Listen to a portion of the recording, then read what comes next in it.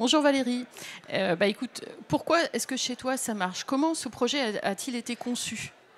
Alors en fait, le projet, en Vendée, puisque c'est là que j'exerce, il a été pensé il y a déjà de nombreuses années. On a un territoire qui est historiquement pas très bien couvert en termes de ressources médicales. Alors le déficit n'a fait que s'aggraver ces dernières années, mais on avait la chance d'avoir déjà construit les prémices d'une équipe territoriale au sein d'une fédération médicale interhospitalière.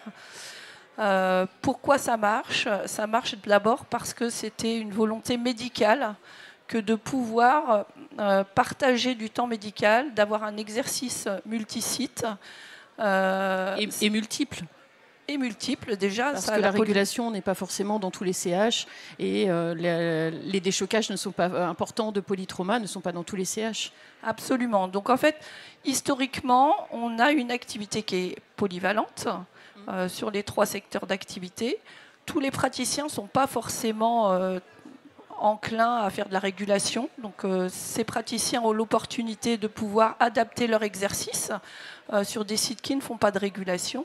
Mais quand on recrute le praticien, il sait d'emblée qu'il aura au moins 20% de son activité à faire sur un autre site que son site d'exercice principal. Ça, c'est le premier levier, c'est la volonté professionnelle. Il y a un levier financier qui n'est pas négligeable, puisque quand on fait de l'exercice territorial, au sein d'une équipe territoriale, on est valorisé sous la forme d'une prime. Donc ça c'est un levier financier intéressant. Et donc on a la chance d'avoir pu construire cette modalité d'exercice et qui nous a permis de consolider un certain nombre de centres qui ont été en très très grande difficulté. Des sites comme les Sables d'Olonne, où depuis 3-4 ans, on commençait à avoir des trous dans les plannings, des fermetures de sites qu'aujourd'hui on n'a plus. C'est-à-dire qu'on arrive, grâce à ce système, à consolider l'offre de soins et à stabiliser l'offre de soins. Que ce projet médical de territoire, donc, qui vient de la base médicale, qui est construit plutôt par les médecins que par nos administrations, est-ce que les praticiens s'y retrouvent, sont heureux de travailler dans cette façon et tu décris vraiment une attractivité retrouvée à travers ce système? Alors, il y a au départ toujours forcément une réticence d'aller dans un centre qu'on ne connaît pas forcément. Il y a un élément dont je n'ai pas parlé, qui est aussi le partage des organisations communes et des outils communs. C'est-à-dire qu'une des premières démarches a été de mettre en place dans tous les sites le même logiciel sur le service d'urgence. Ce qui fait que quand un praticien de La Roche-sur-Yon va travailler à Challans, va travailler au Sables d'Olonne, va travailler à Montaigu ou va travailler à Luçon, il a le même outil. Pas forcément les mêmes... La même ergonomie, mais la même ergonomie partout? Oui, la même ergonomie partout. Les logiciels sont paramétrés de la même façon, les mêmes modalités de prescription. Et puis là, il y a l'outil de prescription pour les hospitalisations qui est en train d'être déployé également sur tous les sites. Ce qui fait que on a un même environnement de travail. Pareil pour les SMUR, on a travaillé à une uniformisation de nos véhicules SMUR, c'est-à-dire qu'on prenne n'importe quelle voiture de SMUR dans n'importe quel site, tout est rangé de la même façon, tout est vraiment à l'identique et on peut se retrouver qu'on soit au Sable ou à La Roche. Oui, et alors ça dépasse un tout petit peu la thématique, mais on peut dire qu'on a même poussé un petit peu plus loin, puisque nos infirmiers de SMUR font du multisite, c'est-à-dire qu'ils vont travailler aussi à Montaigu, à Luçon. Donc c'est vraiment dans l'ADN de nos structures que de partager ces activités. La meilleure connaissance des équipes aussi fait qu'on travaille mieux ensemble. Oui, il y a moins de tension en fait ensuite entre les individus, entre les SMUR, avec la régulation. Et d'emblée, vous êtes parti sur un projet qui intègre et les médicaux et les paramédicaux. Oui, alors ça s'est construit. Les paramédicaux font 3 sites. Ils ne vont pas encore sur les Sables et Challans, mais ils restent sur les sites du CHD. Mais effectivement, cette démarche, elle a été un peu contributive et surtout transversale. Il y avait un autre élément important qui était il a fallu qu'on soit agile, c'est-à-dire qu'on a proposé, on a beaucoup de médecins qui sont à Nantais, par exemple. Les médecins nantais, quand on leur a dit qu'il fallait aller travailler au Sable d'Olonne, ils n'étaient pas forcément d'accord. En termes de distance, c'était beaucoup. Oui. Et donc, on a mis en place un système qui était, quand c'est un Nantais qui va, en fait, ils sont deux. En fait, oui, pour le covoiturage, voilà, c'est un impact écologique aussi, c'est intéressant. Absolument.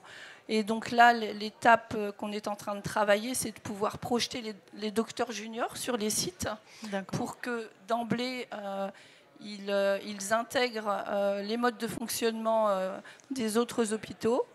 Et qu'ils ne soient pas surpris, quand ils passent PHC et ensuite PH, de retrouver une organisation différente de celle qu'ils ont connue en tant que docteur junior. Tout à fait. Et aussi parce que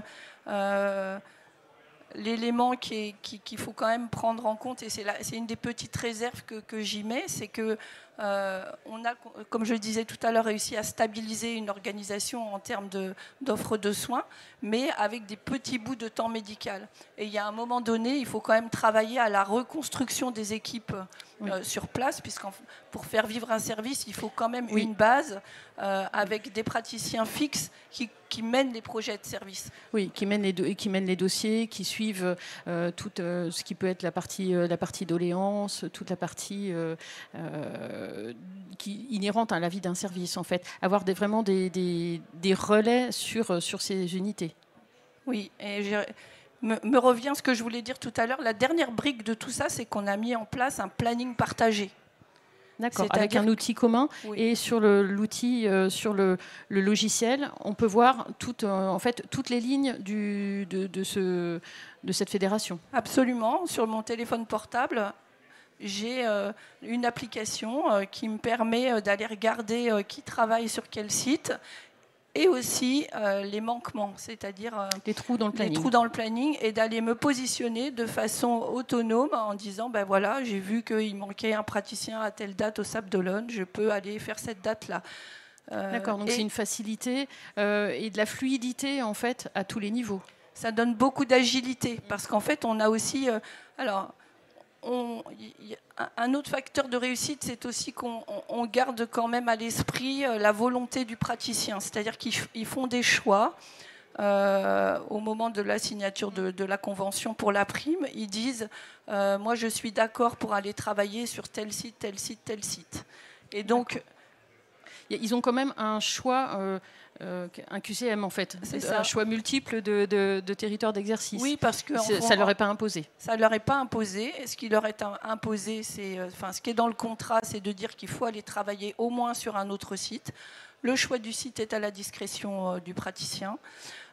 Et après, ça nous permet d'être très agile parce que si un praticien travaille sur La Roche et Luçon et qu'il y a un trou au Sable d'Olonne, on va pouvoir prendre un des praticiens de Luçon qui lui est d'accord pour aller au Sable d'Olonne, le déplacer sur les Sables d'Olonne et faire intervenir l'autre praticien qui n'y va pas sur Luçon.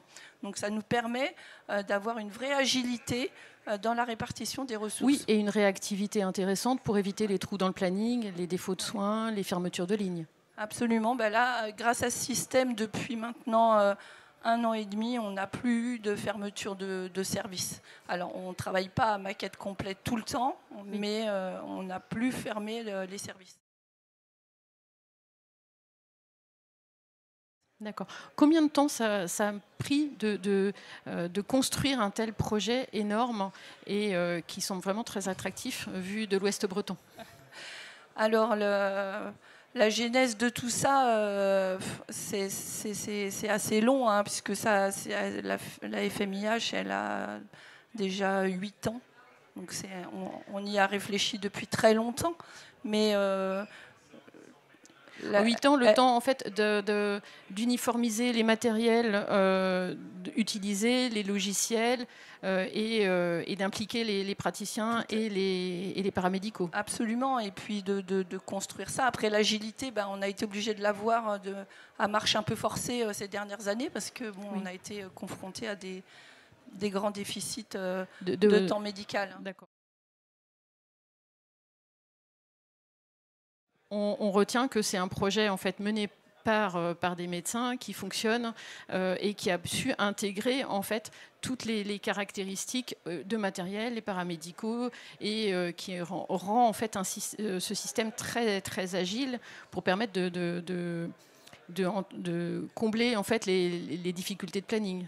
Tout à fait. Alors les 3 clés, c'est effectivement la volonté des équipes médicales, le partage des outils pour retrouver son environnement de travail, la valorisation financière, qui est quand même un levier. Encore une fois, nous, on a la chance d'être dans un département et d'avoir, pour le coup, une administration très bienveillante sur ce sujet-là, pour lequel on n'a finalement pas eu besoin de se battre, dans la reconnaissance du TTA, dans les primes d'exercice territorial. Le partage des plannings, partage d'expérience. Et effectivement, le fait de se connaître entre acteurs, ça incite. C'est-à-dire que quand vous avez un site sur lequel on dit oh là, c'est horrible d'y aller, et puis un praticien y va en disant oh finalement c'est pas si mal, t'as qu'à venir avec moi, la fois d'après ils font ah ouais c'est super. Et en fait c'est comme ça qu'on a reconsolidé les Sables d'Olonne. C'est-à-dire qu'au départ personne ne voulait y aller parce que fallait faire les nuits tout seul, c'était horrible. Et donc maintenant les gens, je vous dis, ils y viennent depuis Nantes, ils font presque 1h15 de route pour aller exercer aux Sables d'Olonne. Ils sont contents d'y aller, ils y vont entre amis et ça se passe très très bien. Ils vont faire du surf le lendemain matin et c'est parfait. Donc en fait, le projet a abouti sur une convivialité aussi. Absolument, c'est absolument fondamental. Nécessaire. Merci Anne-Dominique. Merci Valérie. Voilà.